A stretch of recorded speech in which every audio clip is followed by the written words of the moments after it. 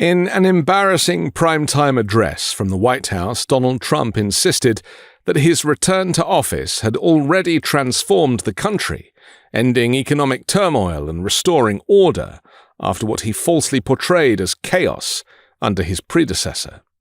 Delivered from the diplomatic reception room, the 18-minute speech featured Trump shouting for much of its duration, despite speaking into a microphone, and it offered few new policies, only familiar talking points, exaggerated claims, and assertions unsupported by evidence. A propaganda lecture designed to fool Americans that their lives had, in some way, improved, contrary to their lived experience. When I took office, inflation was the worst in 48 years, and some would say in the history of our country, which caused prices to be higher than ever before, making life unaffordable for millions and millions of Americans. Trump told viewers that inflation was over. Prices were falling, wages were rising, crime was out of control before he returned, and immigration enforcement had collapsed under Joe Biden. He also announced a surprise payment of $1,776 for every active duty service member, calling it a warrior dividend and claiming the checks were already being sent. Meanwhile, polling and economic data suggest a disconnect between Trump's portrayal and real life in America. They decimated your hard-earned savings. They indoctrinated your children with hate for America. They just released a level of violent felons that we had never seen to prey on innocent. They caused war. They caused mayhem. As it turned out, we didn't need legislation. We just needed a new president. We went from worst to best. We're deporting criminals, restoring safety to our most dangerous cities. Just take a look at Washington, D.C. It's at levels of safety that we've never seen before. A December NPR-PBS Marist poll found only 36% of respondents approve of Trump's handling of the economy, while more than one-third said their personal finances had worsened over the past year. Consumer confidence remains near levels last seen during the inflation surge of 2022. Trump's false claim that inflation has stopped is entirely inaccurate. Inflation has slowed, but remains positive. At the time of the address, prices were rising at roughly a 3% annual rate, similar to when Trump took office. Updated data released the following day showed inflation at 2.7%, still above the Federal Reserve's 2% target. Prices are increasing more slowly, not declining, as Trump claimed. Drugs brought in by ocean and by sea are now down 94%. I've restored American strength, settled 8 wars in 10 months, destroyed the Iran nuclear threat, and ended the war in Gaza, bringing for the first time in 3,000 years peace to the Middle East. I am bringing those high prices down and bringing them down very fast. And for the first time in years, wages are rising much faster than inflation. Remember that. The wages, just look at it. Wages are going up much faster than inflation. How big is that? I've secured a record-breaking $18 trillion of investment into the United States, which means jobs, wage increases, growth, factory openings, and far greater national security. Much of this success has been accomplished by tariffs. My favorite word, tariffs. 1 year ago, our country was dead. We were absolutely dead. Our country was ready to fail, totally failed. Now, we're the hottest country anywhere in the world. Trump repeated one of his most demonstrably false assertions when he claimed to have cut prescription drug prices by 400, 500, or even 600%. Such reductions are mathematically impossible. A 100% reduction would mean a drug is free. Anything beyond that would require drug makers to pay consumers to take their medications.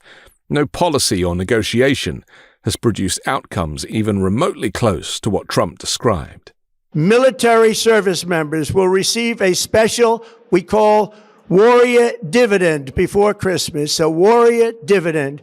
In honor of our nation's founding in 1776, we are sending every soldier $1,776. Think of that. And the checks are already on the way. Nobody understood that one until about 30 minutes ago.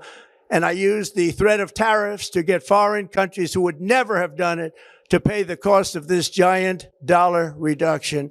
They stopped ripping us off, and it began as of 4 days ago.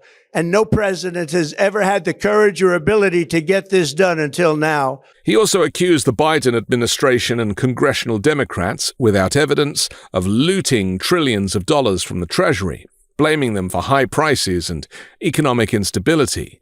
He similarly claimed to have ended multiple wars, offered no specifics, and falsely said grocery prices were falling. On healthcare, Trump made a particularly confusing claim, asserting that Democrats are demanding higher premiums for Affordable Care Act plans, at a time when enhanced federal subsidies are set to expire. In reality, Democrats support extending those subsidies, which reduce premiums for millions of Americans. Trump offered no explanation for his assertion, and it remains unclear what he meant. The newly announced military payments raise significant legal and fiscal questions. Sending $1,776 to more than 1.45 million service members would cost roughly $2.6 billion. Trump said the funds came from tariff revenue. But federal spending of that size typically requires congressional authorization, and tariffs have not yielded any such amount. No such legislation has been approved. In fact, the funds for this payment were reallocated from a military housing allowance budget previously approved by Congress, not new tariffs, as claimed by Donald Trump. He also predicted the largest tax refund season in U.S. history. Well, while refunds in early 2026 may be larger due to tax changes taking effect for the 2025 tax year, the benefits are uneven. Independent tax analysts estimate overall tax reductions will average around $650 per taxpayer, with the vast majority of those flowing to higher-income households. Fewer than 1 in 5 households in the lowest income bracket are expected to receive a tax cut at all. Throughout the speech, Trump repeated inflammatory rhetoric about immigration, again conflating asylum seekers with criminals and people released from mental institutions, claims that have been repeatedly debunked. He also falsely asserted that crime had reached record levels before his return, despite violent crime rates remaining far below their peaks in the early 1990s. Crime, especially violent crime, has gone down significantly in the US during the last 2 years, continuing a trend from previous years with significant drops in homicides, gun assaults, and robberies reported in many major cities. Another reason not to call in the National Guard. A major factor in driving up housing costs was the colossal border invasion. We have never been invaded. This is the worst thing that, frankly, in my opinion, the worst thing that the Biden administration did to our country is the invasion at the border. Before my election, the vast majority of good and decent Americans were forced to watch as corrupt politicians plundered the halls of power, exploited our taxpayers, and pillaged every system that makes civilized society function. But not anymore, and you see that every day, not anymore. Tonight, after 11 months, our border is secure. Inflation is stopped. Wages are up. Prices are down. Our nation is strong. America is respected. And our country is back, stronger than ever before. We're poised for an economic boom, the likes of which the world has never seen. Notably absent from the address was a clear purpose. Presidents typically speak from the White House to rally support for specific legislation or major policy initiatives.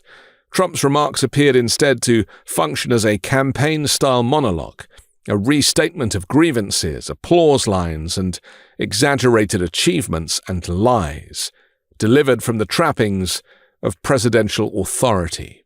Rather than clarifying policy or addressing urgent national decisions, the speech recycled familiar lies and offered an alternative reality, one sharply at odds with economic data, independent analysis, and the experiences many Americans say they are having, as many rely on credit cards to manage their family budget, and many rarely admitting to their true financial situation due to the compounding cultural pressure of the American dream. We are respected again like we have never been respected before.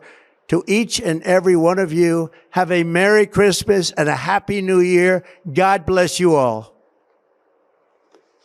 I'm Anthony Davis. You can find me on the 5 Minute News YouTube channel and podcast, on Wednesdays co-hosting Uncovered, and on Sunday on The Weekend Show with MeidasTouch. Love this video? Support independent media and unlock exclusive content, ad-free videos, and custom emojis by becoming a paid member of our YouTube channel today. You can also gift memberships to others. Let's keep growing together.